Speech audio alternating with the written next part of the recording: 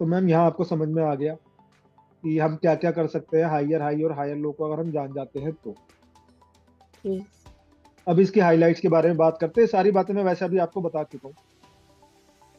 Higher high तब बनते हैं जब मार्केट में हाईएस्ट पॉइंट जो रीच किया गया है किसी भी टाइम फ्रेम के अंदर किसी भी कैंडल के द्वारा, वो पिछले हायर हाई से ज्यादा बड़ा होता है ना। हर हायर हाई ना पिछले हायर हाई से ज्यादा बड़ा होता है, इन शॉर्ट ये कह सकते हैं। क्लियर है मैम ये?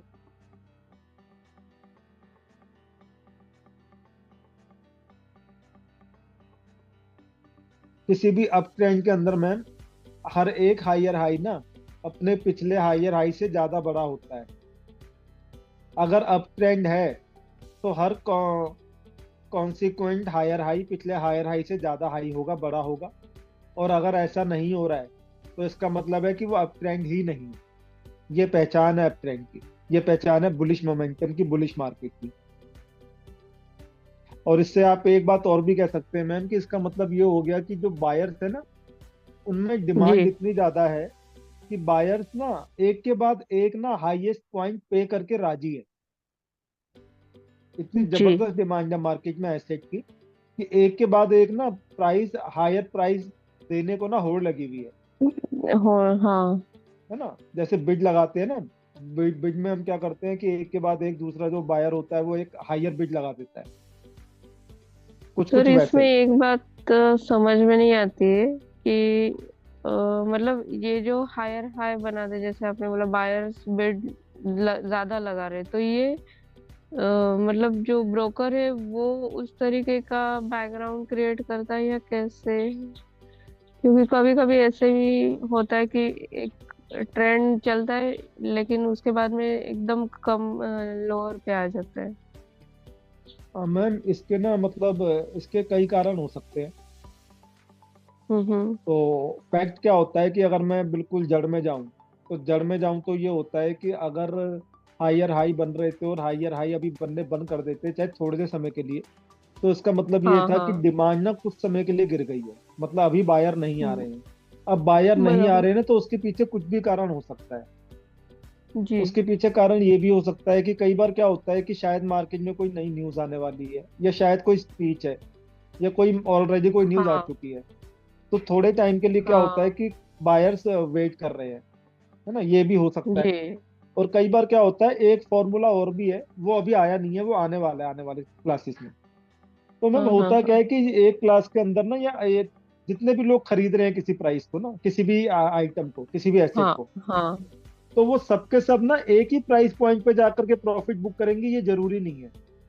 अलग अलग नहीं, तरह के बराबर है। दिमाग ना अलग अलग तरीके से काम करते हैं ना। कोई ज्यादा रिस्क लेता है, कोई कम हाँ, रिस्क लेता है, किसी की सेटिस्फेक्शन ज्यादा में है, किसी की सेटिस्फेक्शन कम में है। तो बराबर। फाइनली होता क्या है कि हर एक, जब भी मार्केट में बुलिश मोमेंटम चल रहा है और जी। लोग ना बाय करते चले जा रहे हैं, तो उसके बाद क्या होता है हम्म। टेम्पररी ना एक ब्रेक, एक टेम्पररी बुलिश मोमेंटम थोड़ी देर का आता है। हाँ, वो किस टेम्पररी, कारण बराबर से है। आता है कि वो एक पहला वाला कारण भी हो सकता है जो मैंने अभी आपसे डिस्कस किया। दूसरी बात ये जी। भी हो सकती है कि कई लोग ना उस समय ना अपने ना जो उन्होंने प्रॉफिट बुक किया है, कुछ लोग ऐसे भी होते हैं जो कि एग्जिट कर रहे होते हैं, अपना प्रॉफिट बुक करके मार्केट से क्विट कर रहे होते हैं। जी। जी। तो अगर बायर्स बहुत ज्यादा थे या सारे बायर्स ही थे तब तो मार्केट का प्राइस बढ़ता चला जाएगा, एसेट का प्राइस। लेकिन 100 लोग थे जो बराबर। खरीद रहे थे, और अभी क्या हुआ कि 100 में से ना 20 ने क्या करा, बेचने की बिड लगा दी, बेच दिया। हम्म। तो थोड़ा सा फर्क पड़ जाएगा ना। बराबर है। थोड़ा सा फर्क आ जाएगा, थोड़ी देर के लिए प्राइस आ होल्ड कर जाएगा। जाएगा उसी प्राइस पॉइंट हाँ। पे, या शायद वो थोड़ा सा नीचे भी आ जाएगा। लेकिन उसके जी। बाद क्या होगा कि फिर से जैसे ही बायर और आ जाएंगे वो फिर से बढ़ना शुरू हो जाता है। तो ये जो बराबर। भी आपने बोला कि ये ऐसा क्यों होता है कि कई बार एकदम से थोड़ी देर के लिए मार्केट स्टेगनेंट हो जाती है, साइडवेज में चली जाती है, और थोड़ी देर के बाद हाँ, फिर से वो मोमेंटम गेन करने लग जाती है। इसके पीछे कारण ये रहता है, बराबर। छोटा अगर मैं एक लाइन में बात करूं तो सारा का सारा कारण ना डिमांड और सप्लाई पे डिपेंड कर रहा है। सीधी सी बात है हाँ, कि डिमांड थोड़ी देर के लिए रुक गई या डिमांड बराबर।